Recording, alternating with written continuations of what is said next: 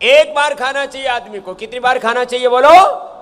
एक बार। एक भुक्तम सदा आरोग्यम, द्विभुक्तम बलवर्धनम, त्रिभुक्तम सदा रोगम, चतुर्भुक्तम तू मारकम। जो 4 बार खाते हो वो मरते हैं, 4 बार खा रहे हो मर रहे हो। एक बार खाना चाहिए। दोपहर का खाना बस बच्चों के लिए छूट है। दोपहर का खाना, शाम को खाना नहीं, खाली फलाहार करना। और वैसे भी सावन का महीना है, सोमवार का व्रत नहीं, हर दिन व्रत करो। जो एक बार खाते हैं वो सदा व्रती होते हैं, सदा व्रत है उनका। शिव व्रती होते हैं, योग व्रती होते हैं, उपवास व्रती होते हैं, उपासना व्रती होते हैं। एक बार से ज्यादा खाना नहीं खाना। पहला नियम, एक बार खाना।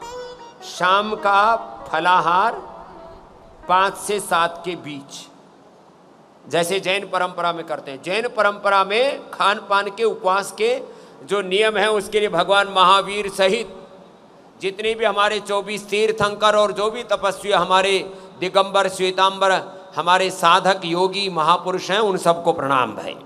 हाँ, बहुत बड़ी परंपरा है जैन परंपरा हमारी। एक बार ही खाना है, नियम। दूसरा नियम, एक बार भी कैसा खाना है? अपनी प्रकृति के अनुरूप खाना है। ऐसा नहीं जो देखा वही रगड़ दिया। हमारा एक साधु है, उसने खा खा करके 1 क्विंटल वजन कर लिया था, अभी तो घटा करके 70 पर ले आया मैं। जो देखा, देखो मांसाहार तो करना ही नहीं है, वो तो खाने के लिए है ही नहीं, मनुष्यों के लिए बना ही नहीं मांसाहार। तो अभी कोई कहता है वेगन खाओ, ये खाओ, कोई कहता है फलाहार करो, कोई कहता है उपवास करो। अपनी वात पित्त का प्रकृति के अनुरूप भोजन होना चाहिए। और भोजन थोड़ा खाओ। ऋत भुक हित भुक मित भुक, हितहारा मितहारा अल्पहारा सये नराः नैतान वैद्या चिकित्सन्ति आत्मनस्ते चिकित्सकाः। हितहारा अल्पहारा, हितहारा मितहारा अल्पहाराश्चये नराः नैतान वैद्या चिकित्सन्ति आत्मनस्ते चिकित्सकाः। युक्ताहार विहारस्य, तो थोड़ा खाना और हितहार मितहार अल्पाहार करना, तो आपको किसी चिकित्सक की जरूरत ही नहीं पड़ेगी। ऋत भूख हित भूख मित भूख, चबा चबा करके खाना। 99% लोग चबा चबा करके नहीं खाते।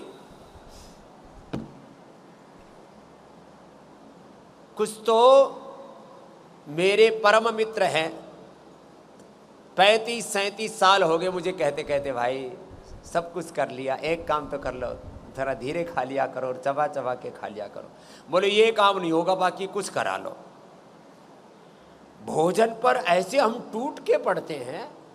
दूसरा व्रत, अन्नम न निंद्यात अन्नम न परितिक्षीत अन्नम बहु कुर्वीत अन्नम ब्रह्मेति व्यजानात्।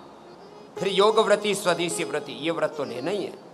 योग व्रती, स्वदेशी व्रती, यज्ञ व्रती, वेद व्रती। बोले बाबा जी कितने? एक व्रत में सारे व्रत आ जाएंगे। योग व्रती में स्वदेशी व्रती, यज्ञ व्रती, वेद व्रती, हाँ गो व्रती, गाय का ही दूध पीना है। मैं तो 3 प्राणायाम सुबह मॉर्निंग वॉक करते समय भी आपको करने के लिए कहता हूँ। भस्त्रिका करो चलते समय, मैं तो दौड़ते समय भी भस्त्रिका कपालभाति करता हूँ। भस्त्रिका,